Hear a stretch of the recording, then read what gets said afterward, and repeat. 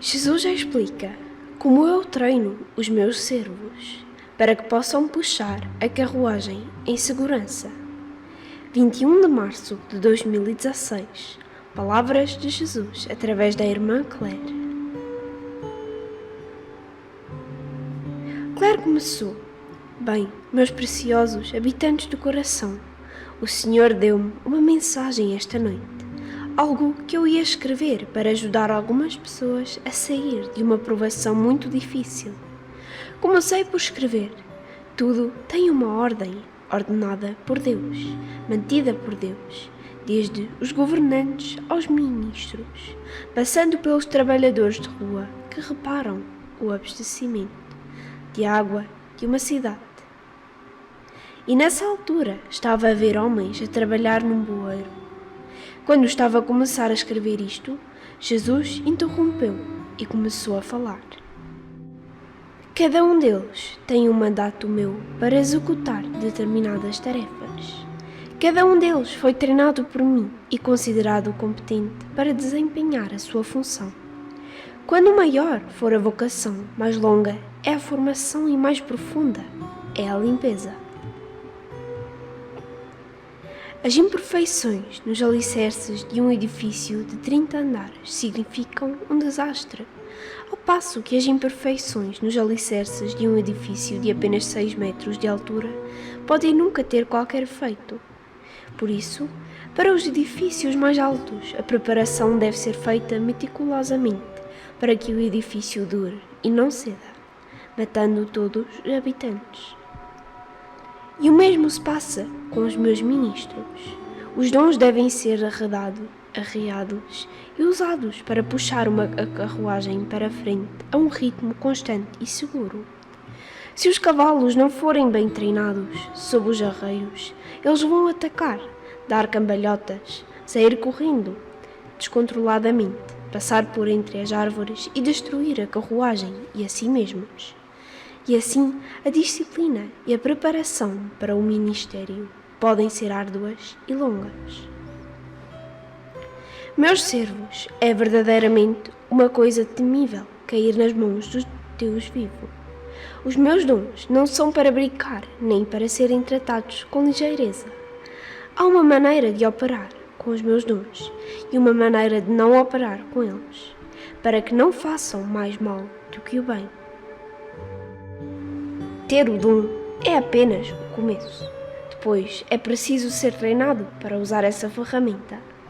Tal como um cirurgião passa por muitas horas de formação sobre como fazer uma cirurgia, também os meus cirurgiões espirituais têm de passar por muitas e muitas horas de formação, e por vezes formação muito pessoal. Não se chega a correr com um bisturi e se começa a orientar a equipa cirúrgica sobre como fazer a cirurgia, quando ainda nem sequer se passou o primeiro ano de formação pré-médica. É assim com os meus dons. Há um protocolo, uma preparação, um treino, a formação do carácter, em que a discrição se torna uma entidade preciosa. A discrição não só preserva o doente, mas sabe onde e quando aplicar o medicamento, quanto e quão pouco, trabalhando em conjunto com outras disciplinas para levar o doente a uma saúde perfeita.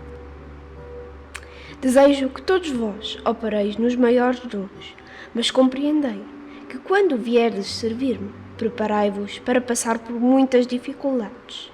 Não compreenderão porque é que certas coisas serão feitas ou não serão feitas convosco, até estarem perto do fim do vosso treino.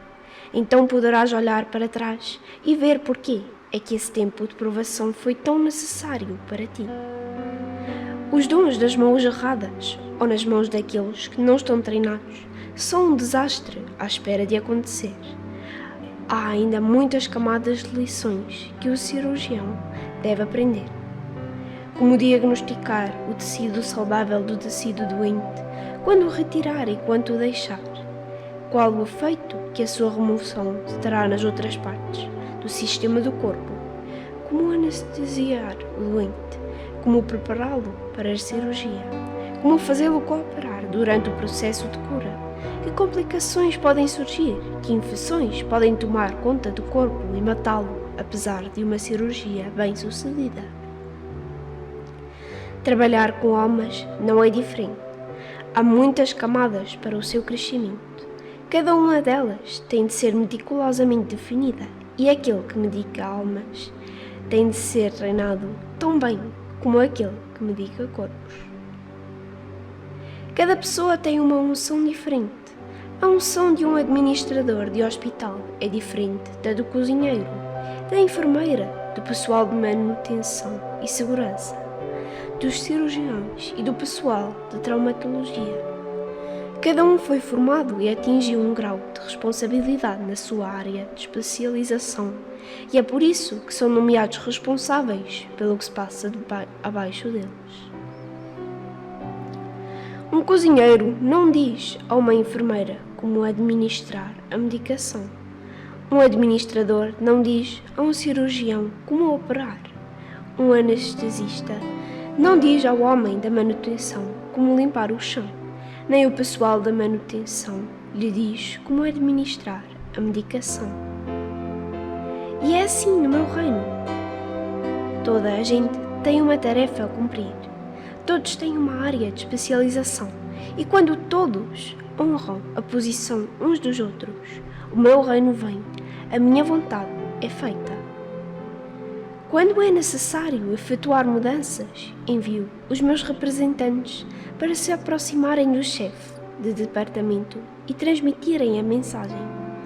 Eles não são responsáveis pela forma como a mensagem é implementada, ou mesmo se é implementada. Essa é a minha função. A convicção é a minha nomeação. Eu não obrigo ninguém a aceitar o meu conselho e a usá-lo. Simplesmente ofereço e deixo que a pessoa qualificada para o trabalho tome a decisão correta sobre como o utilizar. O mesmo acontece com os meus profetas e ministros. Pode ser-lhes dada uma mensagem, mas foram treinados para apresentar sem constrangimentos ou força. Há uma arte nisso, e é por isso que são necessários muitos anos de treinamento para preparar alguém que aconselhe os chefes de departamento. Há uma forma correta e uma forma incorreta. A mensagem é tão importante que, se for feita da forma errada, o mensageiro será responsável pelo facto de a mensagem não ser ouvida. É preciso ser um seguidor antes de poder liderar. É preciso testar a temperança, a paciência, o respeito e o decoro, e a apresentação antes de lhes poder confiar as tarefas mais importantes. Sou eminentemente respeitoso para com aqueles que ocupam posições de autoridade e responsabilidade. Levo o seu cargo muito a sério. Se não vierem pedir-me conselhos, afasto-me e observo. Se me procurarem, dou sugestões, mas nunca de uma forma que desrespeite o seu cargo. Nunca com força, nunca presumindo ter a única resposta certa ou dizendo: Deus mostrou-me que esta é a forma de gerir o seu departamento, ou esta é a forma como eu devo ministrar. Deus disse-me para te dizer. Esse administrador tem estado a ouvir-me há muito tempo e conhece a minha voz. Caso contrário, não a seguirá. Se a sua sugestão vier de mim e for dada de forma correta, abrirei os ouvidos de quem ouve, sem anúncios como Deus disse-me para te dizer, ou Deus disse-me para o fazer desta maneira, ou Deus mostrou-me o que estava errado no vosso departamento. Essas são lições que os mensageiros de Deus devem aprender se quiserem que lhes sejam confiadas tarefas maiores. O vosso motivo pode ser correto, o vosso entendimento correto, mas se for feito da forma errada, o que fizerem será errado. Meu povo, vós vedes apenas em parte, ouvis apenas em parte. Todos vós estáis abertos a enganos inteligentes. Nenhum de vós foi perfeito na sua audição, e se vierdes para me servir, não ireis agir com presunção e correr para onde os anjos temem pisar? Em vez disso, Ireis andar com ligeireza, e sereis muito cautelosos sobre o que ouvis e como falais aos outros sobre isso, não presumindo por um momento que sabeis melhor ou que vos foi mostrado melhor. Em vez disso, com temor e tremor, falando por mim, darás suavemente a palavra, sabendo muito bem que já te enganaste antes e que poderás voltar a enganar-te e dar conselhos em meu nome quando vos enganais. É uma coisa muito grave. Meus irmãos, não sejais muitos de vós mestres, sabendo que seremos julgados com maior severidade. Quanto aos requisitos para supervisores, não deve ser um recém-convertido, ou pode tornar-se presunçoso e cair sobre o mesmo julgamento que o diabo. O superintendente é aquele que aconselha aos chefes de departamento a sabedoria que eu lhe transmito. Embora ele venha na minha autoridade, nunca diz: isto é o que Deus me disse para vos dizer para fazerem.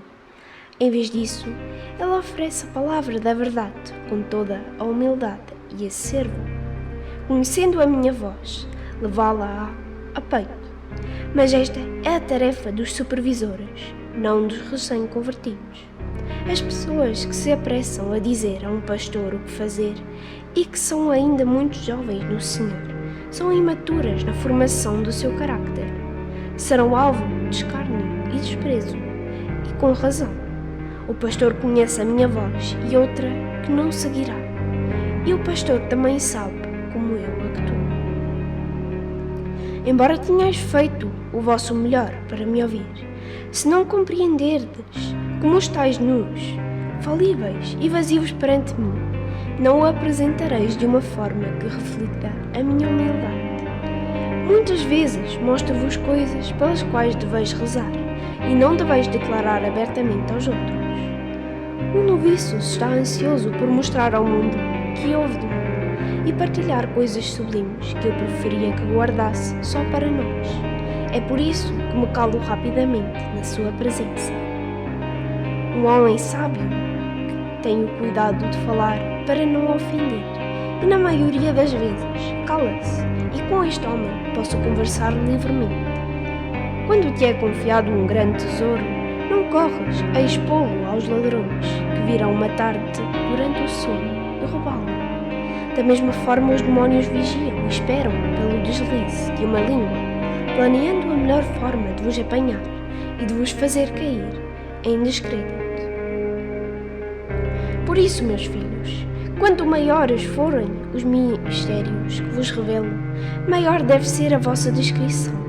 Mais humildes deveis tornar-vos, compreendendo que eles vos são apenas emprestados e que, a qualquer momento, posso fazer-vos regressar à vossa antiga ignorância.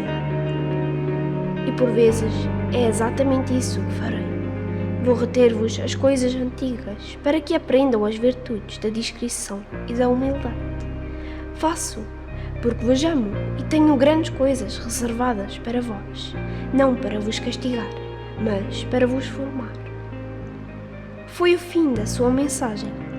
Podeis encontrar este tema também na Bíblia, em Hebreus 12, versículos 4 a 13. Que o Senhor vos abençoe, queridos Heartwellers.